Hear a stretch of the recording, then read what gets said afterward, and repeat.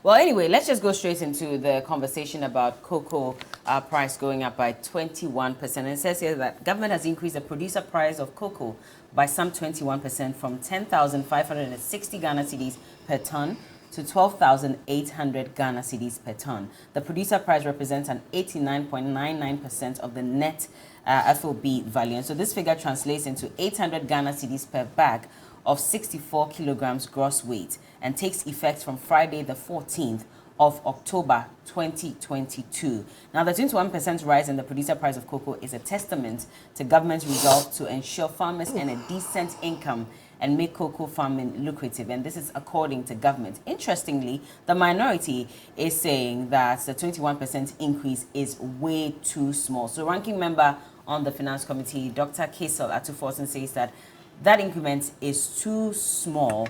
And before this increase, however, Ghana had last increased its farm gate price in 2020 from 515 Ghana cedis to 660 Ghana cedis. Ellen, what do you say? Minority says 21% is still too small. So, did they give an alternative? How much is enough in their estimation? Just saying it is too small, everybody will say it is too small. I mean, we all want more. So, it is too small, and so what do they think should be it? Well, they're talking about La Côte d'Ivoire, and at the moment their price is at 850 Ghana cedis per bag. And ours is 800. Ours is 800, so he says that it is still too small. So the mark is the La Côte d'Ivoire mark. Then I would also say that the La Côte d'Ivoire one is too small. So you just don't say it is too small. What do you think should be the case? What is the alternative? I mean, the price was what? 600. It's moved to 800. When they left in 2016, it was about 350, 400. So that should tell you that it is a gradual increment as we go along, depending on the syndicated loan, depending on the circumstances and everything. So if you tell me it is too small how? What do you think is enough? They didn't bring that. I don't think we should go into the up and down of this. Do our cocoa farmers need this? Yes, they do. Just recently, we've had a few cocoa farmers. Well, there was one who was explaining to us why you might not like the way he spoke, but what he said was the truth. In a way, it is the reality. I still do not understand why you sell your cocoa farm and that gives you renewable income for mining. And when you are done, you are done. But as he said, now he's been able to build a house. Yeah. Now he's been able to do a few things. So those are the situation on the ground. And Ghana Cocoa Board had to take measures. Apart from the fact that some of our farmers are by themselves, like this man we saw, cutting down their cocoa farms to do this. Some are also being pushed, being threatened out of their farms. And when you hear, I heard my brother Fifi Boafum mentioning that the Cocoa Board is actually in court with some of the farmers, helping them to reclaim their farms back because chiefs with the galamseyers are pushing them out. So we have different facets of this problem. So for me, it is a good thing that the Cocoa Board has increased the price to this extent. I think they should still be looking at it. Maybe by next year, it should also go up again. Should it go at least to 1,000? Because that's also a suggestion the minority had made. That is their suggestion, that should go to 1,000. I'm sure the Cocoa Board looked at their present situation, the present issues they are having, and the fact that I haven't cross-checked yet, but I think that the fact that our level, our tonnage has decreased, and all those things, they looked into it, and they believe that this is the best that they can give at this particular time. I do agree that they might want more, but this is the best government can give. And so if our neighboring country is giving 800 cedis a bag. Remember, they do not have the 850 actually. 850 cedis. They do not have they are not fighting galamsey like we are. And because they don't have issues with the galamsey as much, their cocoa beans, the quality definitely will be better. Because apart from the fact that we are cutting down the trees, now there are issues about even the beans and the sort of chemicals they are absorbing out of the earth. And so if Ivory Coast is not going through this. Therefore, their quality would be slightly better than yours. But they're even complaining that it's affecting them. Our Galamsey activities are affecting their soil as well. Well, then whatever it is, I believe that their cocoa would be quality-wise, they would earn more. So we should dovetail this into the Galamsey fight, and let us all understand that it's not just our water that we are destroying. It's not just our land. We are destroying one of our chief earners. And all of us, are we all prepared to just sit down as 30 or 30-something million people and allow a few thousands of people to destroy everything for us? That is why it is good and it is important that the president is engaging in this. So this 800 cities, I believe, is fair for now. And looking into the future, making sure that we protect our cocoa, I'm sure they can get more. Nanaya, good move by cocoa board to increase by some 21%? Good move to increase, but is 21% enough under the circumstances? I believe it is under the circumstances, not the move to increase. Of course, the farmers need some increase. And I believe that if government is even talking about cocoa farmers, they should talk about farmers of the other crops. They also need help. I mean, how to even get their crops, their proceeds from the farm gates to the markets for us to buy. They all need help.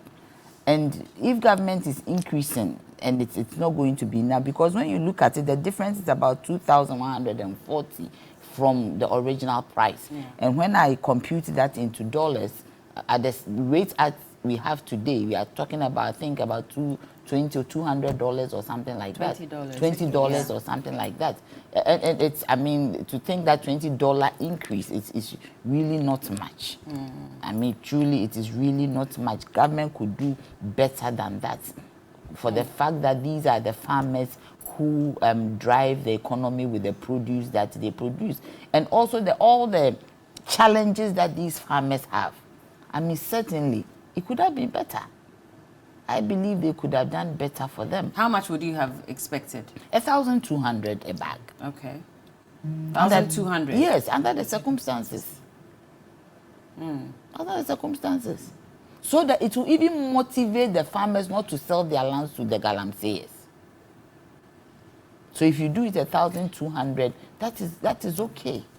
But it doesn't affect the quality of the beans, because we have to address that first. That one is before we even attempt to sell at a much higher price to some of these international markets. It is not their fault that the quality has been compromised. And that is what we're talking about this morning, that is the Galamsey issue.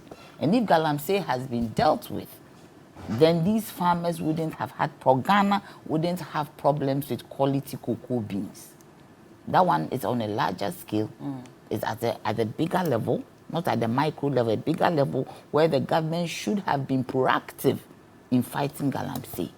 But if we have not been able to fight it, they should not be punished for that. And we believe that they should be given more. 1,200 per bag should be good enough for them, so that they can cover all their costs, they can cover all their losses. 1,200? Yes, 1,200. Government cannot do 1,200.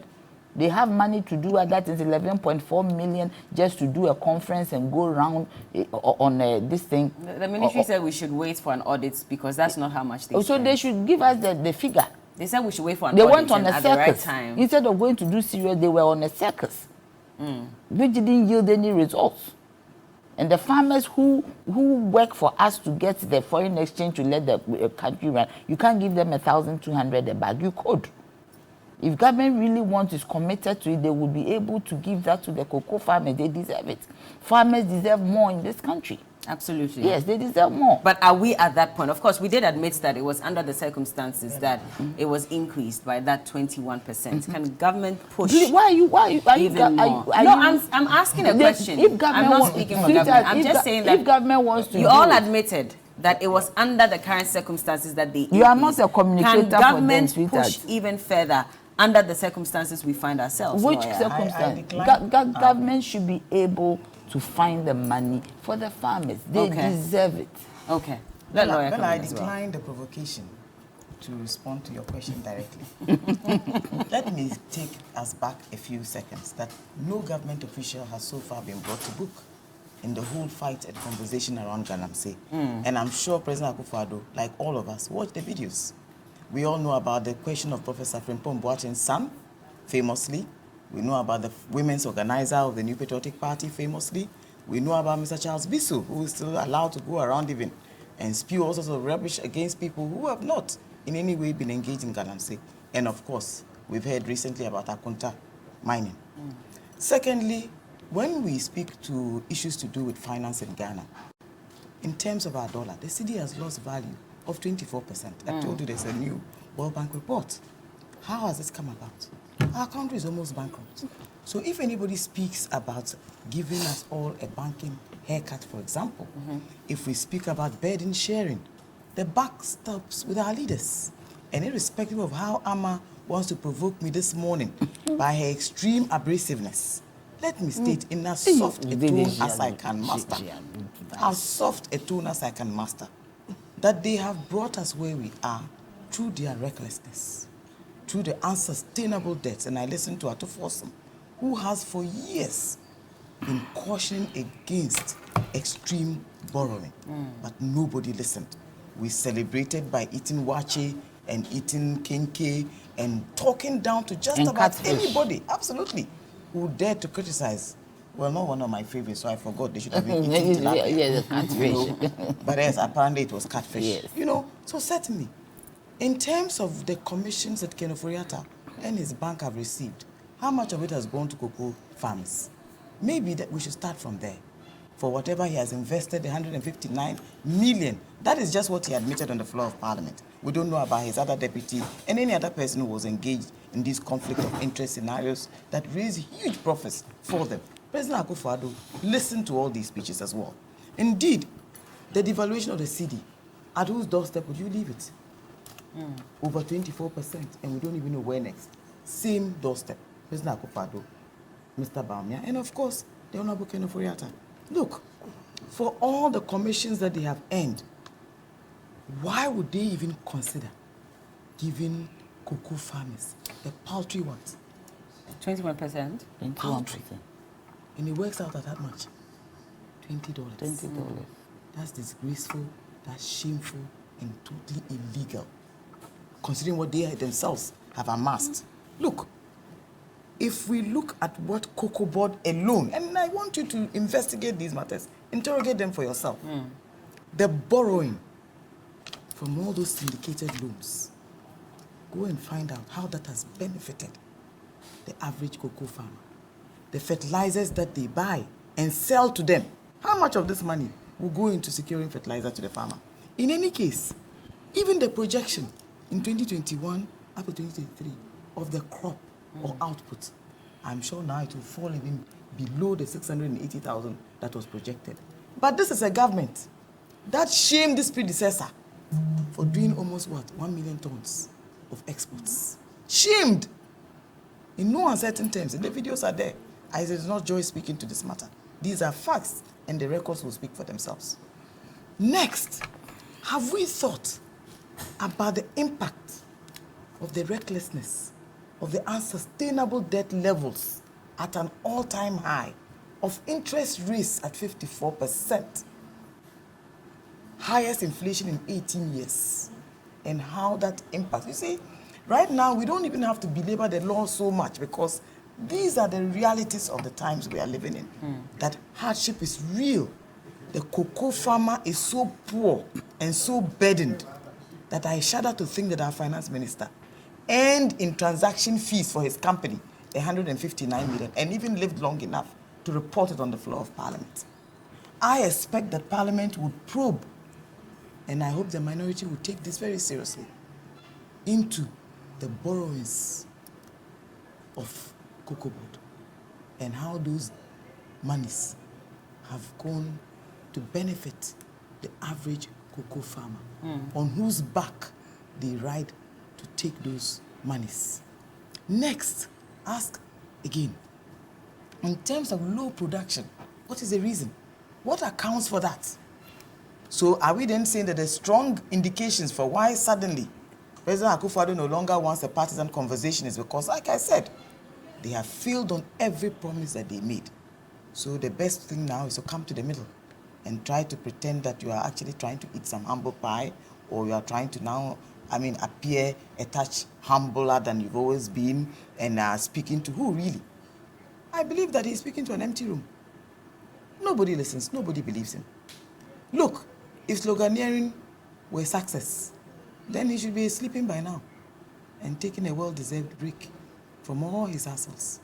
But that is certainly not the case. In any case, why are we going out there to talk about cocoa? What have we done to benefit the poor cocoa farmer? I asked you a question earlier about the land take in terms of what goes into Galamsey and what is left. President himself spoke about the fact that the chiefs now owned 80% of the lands and that government was holding 20% in trust. So how much of government's 20% in trust is still available for anybody to use? No, Bella, there is no intention to support cocoa farmers. There is even no intention to improve the yield. But yesterday, the PRO for Cocoa Board, out of desperation. He said that they are sponsoring a law, and Cocoa Board is sponsoring a law to take into consideration what actually goes into the farm and the true value of it, so that anyone moving in to take a cocoa farm and operating mining illegally, they will have to pay the true value of the farm that will serve as a disincentive. How will that improve our cocoa yield? No, but he's saying that that's also supposed to prevent some way, somehow, these farmers, because increasing the cost Bella, I know you of don't the price. You don't believe what you are reading. This is a PRO. This is what he is saying. You don't believe what you are reading. Why shouldn't she? This is the PRO saying that we're trying to find ways to prevent people so that farmers can make some more money. Do me a favor. And as I always say, if talk is cheap, what is the alternative? So what he's saying about doing this to help the farmers is not good enough. Go and find out, in terms of how much Cocoa Board has borrowed over the last few years. Ask them to provide you with a rundown, a breakdown of how much has been expended. What amount of it or what share of it has gone to the benefit Some of them of the cannot cocoa even farmer. be located. Or Auditor General. please, I don't, let's just do this as a personal assignment. Okay. And as I said, you can shout all through and scream all you want. You can be as saucy as you want to be. Everything has pointed to the fact that this government has failed. Okay, It's as simple well, as that. that's all time will allow, so we'll have to wrap up at this point. And NIL says that 13 out of the 16 regions of Ghana are experiencing galamsey. MMDC is involved in this rot, cannot be in the minority like Ellen claims. The Minerals Commission states categorically that a Konta mining company has no license for that particular forest reserve. I think it's called Nirim again. And so that's what was said. And also just a quick message as well. Good morning. Where's this one? Okay, I'm watching the show with keen interest. There must be a serious conversation on flooding by looking at the following: engineering design, proper planning, waste disposal, wrongful sale of lands reserved for development, and application of the law to punish people for doing illegal things. This is from Daniel Nikwate Titus Glover. Thank you so much, ladies, for joining us. Ellen Amadeko is a member of the NPP communications team. Nana Apchimpim Jantwa is the General Secretary of the CPP, and lawyer Joyce Bar Mukhtari is a former aide to a very, very happy birthday. And tomorrow is the Vice President's birthday.